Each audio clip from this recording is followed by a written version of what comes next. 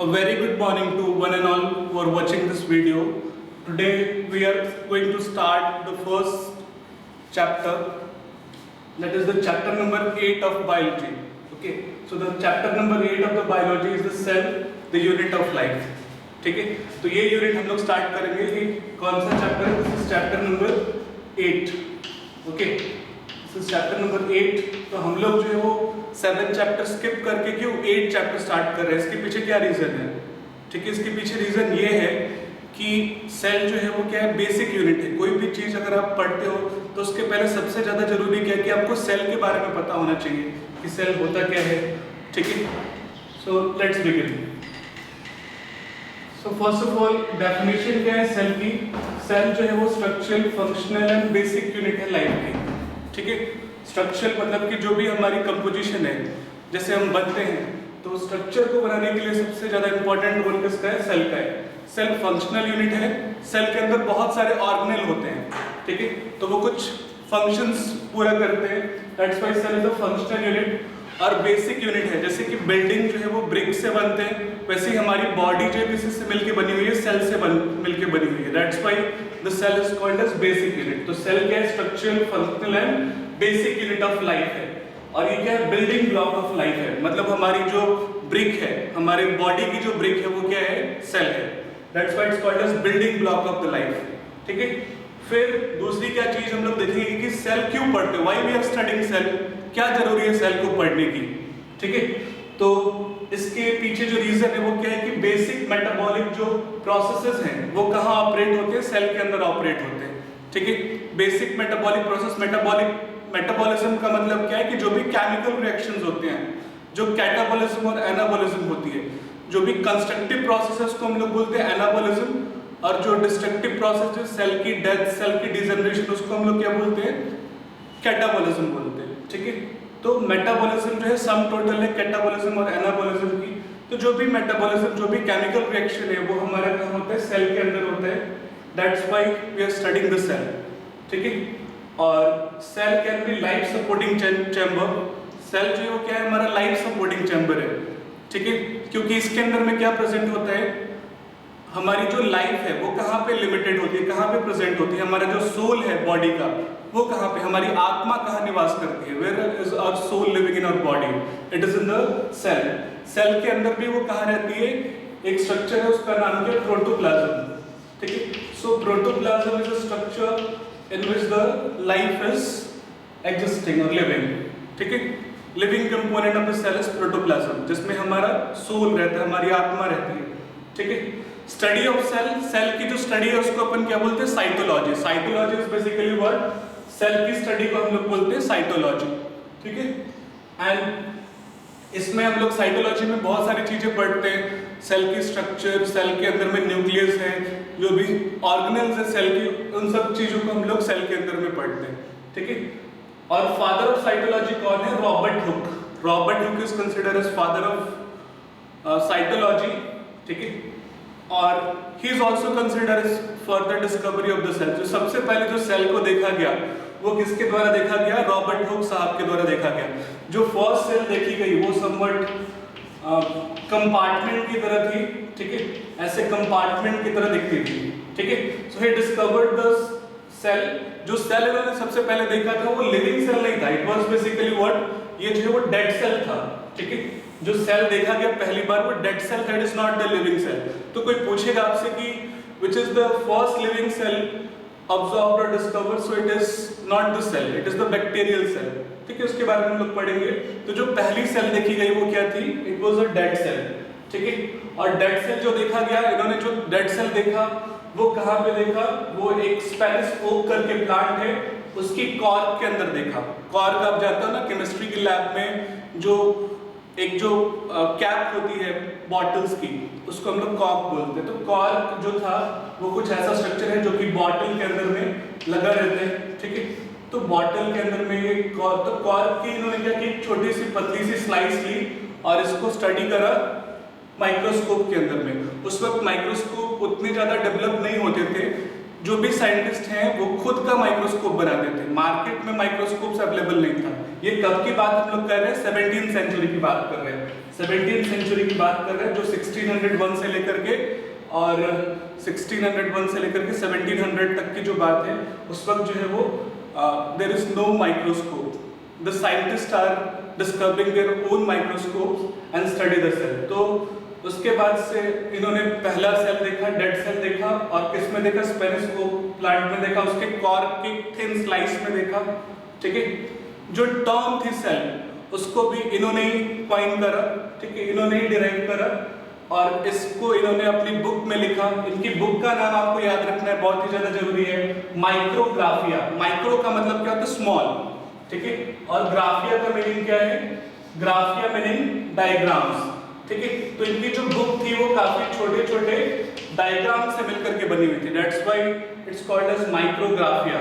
ठीक है, जो भी चीजें माइक्रोस्कोप में ऑब्जर्व करते थे उसको ये माइक्रोग्राफिया में ड्रॉ कर लेते थे। ठीक है, so this is the thing. फिर उसके बाद से नेक्स्ट हम लोग क्या पढ़ेंगे? दूसरे साइंटिस्ट के बारे में पढ़ेंगे, माइक्रोस्कोपी के बारे में पढ़ेंगे। तो माइक्रोस्कोपी क्या है? जो father of microscopy, micro organism की जो स्टडी है, ठीक है, उसको हम लोग माइक्रोस्कोपी के अंदर में करते हैं। ठीक है, फादर ऑफ माइक्रोस्कोपी कौन है? Anton van Leeuwenhoek. ठीक है, एवी लीeuwenhoek जो है वो फादर ऑफ माइक्रोस्कोप है, माइक्रोस्कोपी है, and he is responsible for the discovery of the first living cell. ठीक है, इसके पहले जो सेल डिस्कवर किया गया था रॉबर्ट हुक के द्वारा, वो जो है वो क्या था? It was a dead cell. So first living cell was discovered by Anton van Leeuwenhoek. ठीक है, एंड इन्होंने जो फर्स्ट सेल डिस्कवर किया था वो एक क्या था? It was a bacteria, soil bacteria था वो। ठीक है, वो क्या काम करते थे? ये जो एंटन वैन लीeuwenhoek थे वो केमिस्ट थे बाय प्रोफेशन। ठीक है, तो अपनी दवाई की दुकान में वो काम करते थे, लोगों को सर्विस देते थे, और जो उनका टाइम बचता था, जो लीजर आवर्स होते थे, उसमें वो एक अपना छोटा सा लैब रखे थे, एक सेटअप रखे थे, और उसके अंदर में वो अपनी एक्सपेरिमेंट करते थे, अपनी स्टडी करते थे। तो एक बार की बात है कि बारिश हो रही थी। ठीक है, बारिश हो रही थी, कुछ वाटर की ड्रॉपलेट जो है आकर के सॉइल पे गिरी। ठीक है, उन्होंने क्या किया कि उस सॉइल पे जो वाटर गिरा था उसकी सैंपल को लिया और अपनी लैब में आकर के स्टडी करा। ठीक है, जब लैब में आकर के स्टडी करा तो क्या देखा कि कुछ ऐसी चीजें जो मूव कर रही है उस वाटर के अंदर में। ठीक है, तो जो स्ट्रक्चर जो वाटर के अंदर में जब इन्होंने अपनी स्लाइड पे रखा उस पर्टिकुलर सॉइल वाटर को, और सॉइल वाटर को रखा, उसको स्टडी करा, तो उन्होंने क्या देखा कि कुछ ऐसी चीजें जो इसके अंदर में मूव कर रही हैं। ठीक है, तो जो चीजें मूव कर रही थी इनको इन्होंने क्या बोला? एनिमाकुली। एनिमाकुली। ठीक है, एनिमाकुली का मतलब क्या है? ये बेसिकली फर्स्ट एनिमल जो इन्होंने डिस्कवर करा था उसका नाम इन्होंने एनिमाकुली रखा। बाद में इसको हम लोग बैक्टीरिया बोले, ये बेसिकली स्वाइल बैक्टीरिया था जो इन्होंने डिस्कवर करा था। ठीक है, तो एंटन वैन लीeuwenhoek का बहुत ही ज्यादा कंट्रीब्यूशन है। ठीक है, इन्होंने फर्स्ट लिविंग सेल के अलावा बहुत सारी चीजों को डिस्कवर करा, जैसे कि ईस्ट को देखा, प्रोकैरियोटिक प्रोटोजोआस को देखा, स्पर्म को देखा, आरबीसीज को देखा। ठीक है, तो ये सारे जो कंट्रीब्यूशन है वो एंटन वैन लीeuwenhoek के। ठीक है, तो ये सब स्टोरी के फॉर्म में अगर आप याद करते हो तो चीजें जो है इजीली रिकॉल हो जाएगी, आपको याद हो जाएगी। ठीक है, फिर रॉबर्ट ब्राउन है। रॉबर्ट ब्राउन का क्या कंट्रीब्यूशन है? रॉबर्ट ब्राउन ने न्यूक्लियस की डिस्कवरी करी थी। ठीक है, सो Robert brown is responsible for the discovery of nucleus. 1832 में इन्होंने न्यूक्लियस को डिस्कवर करा था। ठीक है, रॉबर्ट ब्राउन। फिर उसके बाद से नेक्स्ट जो है हम लोग देखेंगे सेल थ्योरी के बारे में। ठीक है, next what will study about the cell theory.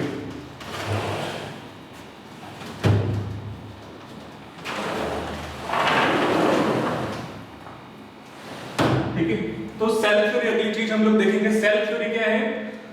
Cell theory में क्या बताया गया? सेल थ्योरी में ये बताया गया कि जो भी ऑर्गेनिज्म है वो सेल या फिर उसके कंपोनेंट से मिलकर के बने हैं, सेल और उसके प्रोडक्ट से मिलकर के बने हुए हैं।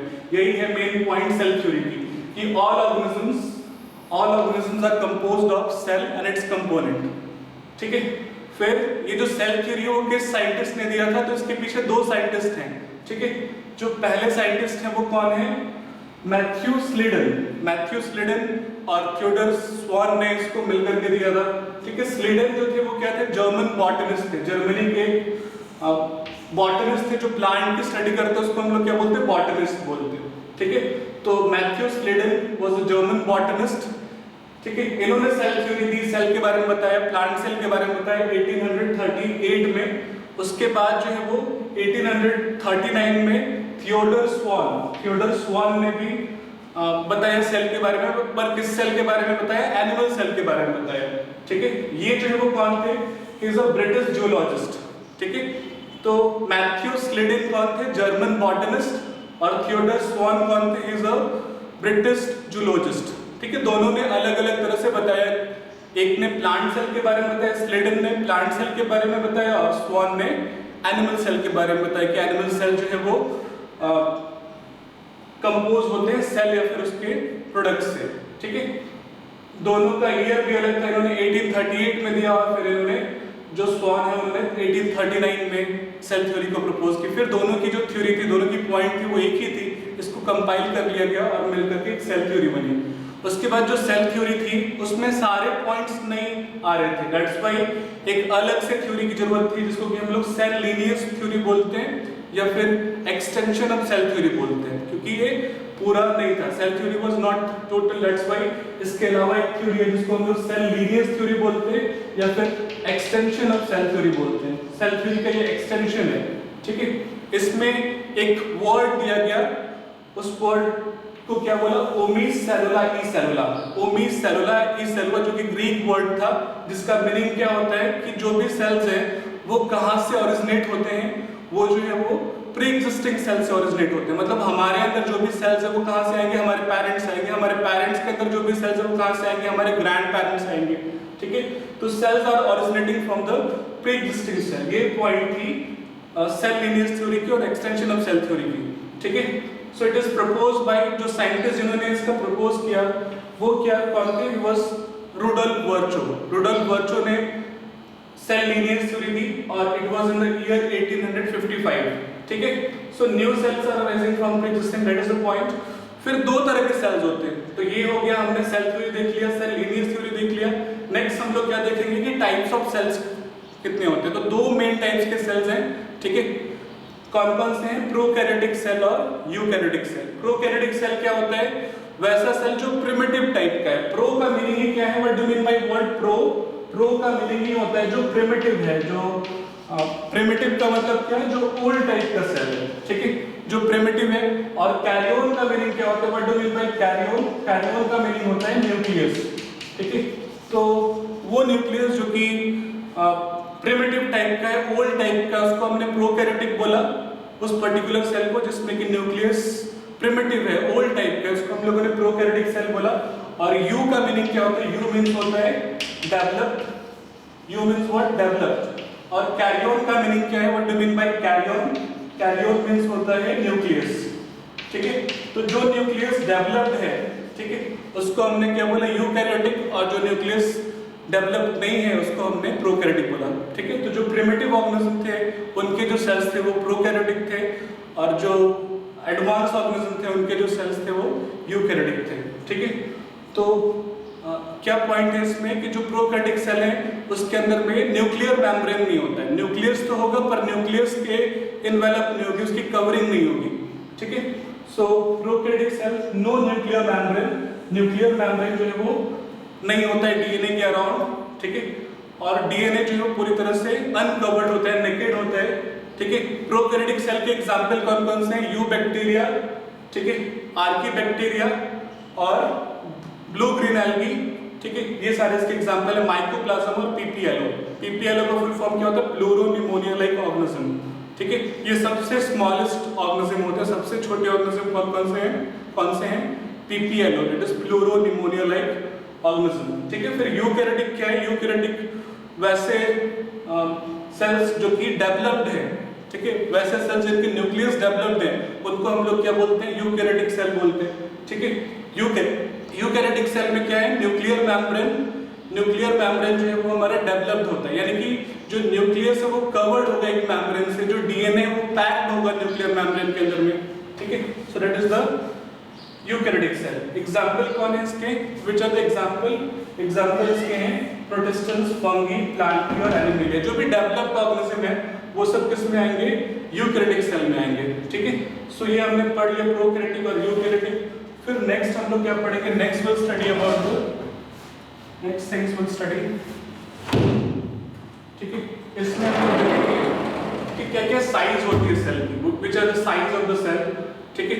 तो सेल की साइज अलग अलग तरह की होती है, जैसे कि प्रोकैरियोटिक सेल की जो एवरेज साइज होती है वो कितनी होती है, 0.2 से लेकर के 2.5 माइक्रोमीटर तक होती है, that is the size of the prokaryotic cell, क्योंकि ये अनएडवांस्ड है, ठीक है। ये प्रिमिटिव टाइप के सेल्स हैं प्रोकैरियोटिक सेल्स, इसलिए इनकी साइज जो है वो छोटी है, that is 0.2 to 2.5 centimetre micrometre. फिर यूकैरियोटिक सेल डेवलप टाइप के सेल्स हैं, इसकी जो एवरेज साइज होती है वो कितनी होती है, 25 माइक्रोमीटर, ठीक है। 25 माइक्रोमीटर होती है यूकैरियोटिक सेल की साइज। फिर स्मॉलेस्ट सेल कौन सा है, smallest cell is PPLO। PPLO क्या है, PPLO is pleuropneumonia like organism, pleuropneumonia like organism, ठीक है। बहुत ही छोटा एनिमल है, ठीक है। इसको हम लोग क्या बोलते हैं, PPLO, ठीक है। So smallest cell is mycoplasm और PPLO, pleuropneumonia like organism. And largest plant cell कौन सा है, एसिटाबुलेरिया का एक प्लांट है, उसका जो सेल है वो लार्जेस्ट होता है। और एसिटाबुलेरिया का एक तरह का एल्गी है, इसकी जो साइज होती है, इस प्लांट सेल की जो साइज होती है वो अप्रॉक्सीमेटली 10 सेंटीमीटर होती है, ठीक है। लार्जेस्ट एनिमल सेल कौन सा है, ऑस्ट्रिच का जो एग होता है वो सबसे लार्जेस्ट एनिमल सेल है, ठीक है। So largest animal cell is ostrich egg, इसकी जो साइज है वो 15 into 18 सेंटीमीटर होती है, ठीक है। काफी लार्ज होता है, जैसे आपने देखा भी होगा, ठीक है। लॉन्गेस्ट सेल जो है वो कौन सी होती है, लॉन्गेस्ट सेल ह्यूमन की कौन सी होती है, इट इज द न्यूरॉन और द नर्व सेल। और सबसे स्मॉलेस्ट सेल कौन सा होता है, जो किडनी के अंदर में सेल्स होते हैं वो सबसे छोटे होते हैं, ठीक है। तो ह्यूमन के अंदर में जो सेल्स है, जो हार्ट की हमारी सेल है वो one of the active cell है, ठीक है। सेल जितना ज्यादा छोटा होगा उतनी ज्यादा वो एक्टिव होता है, ठीक है। तो longest cell of human is neuron और द नर्व सेल। और स्मॉलेस्ट कौन सा है, which is the smallest cell human की कौन सी है, जो हमारी किडनी की सेल है। So kidney cell is smallest cell, ठीक है। फिर नेक्स्ट हम लोग क्या देखेंगे कि प्लांट सेल में और एनिमल सेल्स में क्या डिफरेंसेस हैं, ठीक है। प्लांट सेल क्या होता है और एनिमल सेल्स क्या होते हैं, इसको हम लोग जो है वो अभी 9th-10th के जैसे नहीं देखेंगे, we are going a bit, थोड़ा अभी हम लोग ज्यादा पढ़ेंगे इसके बारे में, ठीक है। तो प्लांट सेल और एनिमल सेल्स क्या है, प्लांट सेल्स में हम लोग देखेंगे कि जो गोल्गी बॉडी है प्लांट सेल्स की, उसको हम लोग जो है वो गोल्गी बॉडी नहीं बोल करके हम लोग उसको क्या बोलते हैं, डिक्टियोसोम्स बोलते हैं। तो Golgi body of the plant cell is called as dictyosomes, और जो गोल्गी बॉडी होती है एनिमल्स की उसको हम लोग क्या बोलते हैं, गोल्गियोसोम्स, ठीक है। तो प्लांट सेल की जो गोल्गी बॉडी है यानी कि जो डिक्टियोसोम्स हैं वो मल्टीपल होते हैं, बहुत सारे होते हैं, स्मॉल होते हैं एंड स्कैटर्ड होते हैं, ठीक है। They are very small, they are multiple, बहुत ज्यादा नंबर में होते हैं, एंड दे आर स्कैटर्ड मतलब वो फैले होते हैं, ठीक है। जबकि जो एनिमल सेल है उसकी जो गोल्गी बॉडी है, उसका जो गोल्गियोसोम है वो बेसिकली क्या होता है, सिंगल लार्ज गोल्गियोसोम नियर न्यूक्लियस के पास होता है, सिंगल लार्ज होता है, ठीक है। फिर है लाइसोसोम्स के बारे में। लाइसोसोम्स क्या है, लाइसोसोम्स को हम लोग बोलते हैं suicidal bag of the cell. Lysosome के अंदर में बेसिकली क्या है, लाइसोसोम जो है वो हमारे बॉडी के अंदर जो भी एक्स्ट्रा चीजें हैं उसको वो डाइजेस्ट करता है, suicidal bag of the cell है, ठीक है। फिर लाइसोसोम जो है प्लांट के अंदर में रेयरली पाए जाते हैं, जबकि एनिमल्स के अंदर में बहुत कॉमनली लाइसोसोम्स पाए जाते हैं। So lysosomes are very rare in the plant whereas it is common in the animals, ठीक है। स्टोरेज के लिए प्लांट कौन से फूड को स्टोर करता है, तो plant is storing the food which is the starch, जबकि जो एनिमल जिस फूड को स्टोर करते हैं वो क्या है, glycogen. So animals are storing the food in the form of glycogen and plants are storing the food in the form of starch, ठीक है। फिर उसके बाद से इनकी साइटोकाइनेसिस कैसे होगी, सेल डिवीजन कैसे होगा। सेल डिवीजन में दो प्रोसेस होती है, एक न्यूक्लियस का डिवीजन होता है, दूसरा साइटोप्लाज्म का डिवीजन होता है, ठीक है। न्यूक्लियस के डिवीजन को हम लोग कार्योकाइनेसिस बोलते हैं और साइटोप्लाज्म के डिवीजन को साइटोकाइनेसिस बोलते हैं, ठीक है। तो यहाँ पे जो प्लांट सेल में साइटोकाइनेसिस होगी वो कैसे होगी, बाय सेल प्लेट फॉर्मेशन, ठीक है।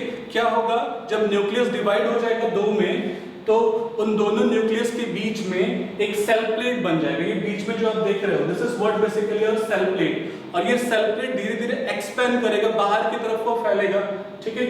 तो सेल प्लेट का फॉर्मेशन होगा और ये कैसा होगा, सेंट्रीफ्यूगल होगा, मतलब सेंटर से वो बाहर की तरफ मूव करेगा सेल प्लेट और वो डिवाइड कर देगा दो सेल्स में बेसिकली इस पर्टिकुलर प्लांट सेल को, ठीक है। तो साइटोकाइनेसिस होगी प्लांट सेल में बाय सेल प्लेट फॉर्मेशन और वो सेंट्रीफ्यूगल मैनर में होगा। जबकि जो साइटोकाइनेसिस होती है एनिमल सेल्स में, उसमें क्या होता है, सेल फरो फॉर्मेशन। दो सेल्स हैं, उसके न्यूक्लियस जो है वो डिवाइड हो गए हैं, फिर क्या होगा, उसके बीच में एक फरो बन जाएगा, एक डिप्रेशन बन जाएगा। ये डिप्रेशन धीरे धीरे और ज्यादा डीपर हो जाएगा और सेल दो में बाइफर्केट हो जाएगा, ठीक है। तो cytokinesis in the plant is by cell furrow formation. और ये कैसे होगा, सेंट्रीपिटल मैनर में होगा। सेंट्रीपिटल का मतलब क्या, बाहर से अंदर की तरफ, सेंटर के टुवर्ड्स जो फोर्स लगती है उसको क्या बोलते हैं, सेंट्रीपिटल, ठीक है। फिर माइटोकॉन्ड्रिया, प्लांट को बहुत ज्यादा एनर्जी की रिक्वायरमेंट नहीं है, ठीक है। माइटोकॉन्ड्रिया क्या है, बेसिकली जो power house of the cell है, ठीक है। तो माइटोकॉन्ड्रिया बहुत ही कम होते हैं, there very fewer mitochondria in the plant cell, जबकि माइटोकॉन्ड्रिया जो है बहुत ज्यादा नंबर में होते हैं एनिमल सेल्स में, as they are requiring very large amount of food, that's energy, that's why mitochondrias are more in number, ठीक है। फिर अगला लास्ट पॉइंट हमारा क्या है कि जो प्लांट सेल है उसके अंदर में सेंट्रोसोम्स नहीं होते हैं। सेंट्रोसोम्स बेसिकली क्या होते हैं, ये जो है वो सेल डिवीजन में रोल प्ले करते हैं, ठीक है, हम लोग पढ़ेंगे अभी। तो centrosomes are absent except some lower plant. कुछ लोअर प्लांट में बस सेंट्रोसोम्स होते हैं, बाकी सारों में सेंट्रोसोम्स नहीं होते। सेंट्रोसोम्स क्या होता है, बेसिकली दो सेंट्रियोल से मिलकर के बनते हैं। दो सेंट्रियोल्स अगर 90 डिग्री के एंगल पे एक दूसरे को क्रॉस करेंगे तो वो क्या बनाते हैं, सेंट्रोसोम्स बनाते हैं। So centrosomes are absent in the plant cell where it is present in the animal cells. दो सेंट्रियोल 90 डिग्री पे मिलेंगे एक दूसरे के साथ, जैसे यहाँ पे देख रहे हो कि centrosomes are present in the animal cells. Two centrioles होते हैं और ये किस एंगल पे होते हैं, एक दूसरे के परपेंडिकुलर होते हैं, 90 डिग्री पे होते हैं, ठीक है। So this are the differences. Multiple dictyosomes होता है, इधर जो है सिंगल डिक्टियोसोम है, लाइसोसोम रेयर है, लाइसोसोम यहाँ पे कॉमन है, ठीक है। स्टोरेज जो है प्लांट का क्या है, स्टार्च, इधर स्टोरेज क्या है, ग्लाइकोजन, ठीक है। और साइटोकाइनेसिस कैसे होती है, by cell plate formation in the plant, cell furrow formation से होती है इन द एनिमल्स। फिर लास्ट पॉइंट के माइटोकॉन्ड्रिया बहुत ही कम होते हैं इन द प्लांट्स, जबकि they are more in numbers in the animals. फिर centrosomes are absent except some lower plants, centrosomes are present in the animals, okay. And centrosomes जो है बेसिकली दो सेंट्रियोल से मिलकर के बनते हैं। तो इतना आप नोट डाउन करिए, आज के लिए इतना काफी है। Thank you.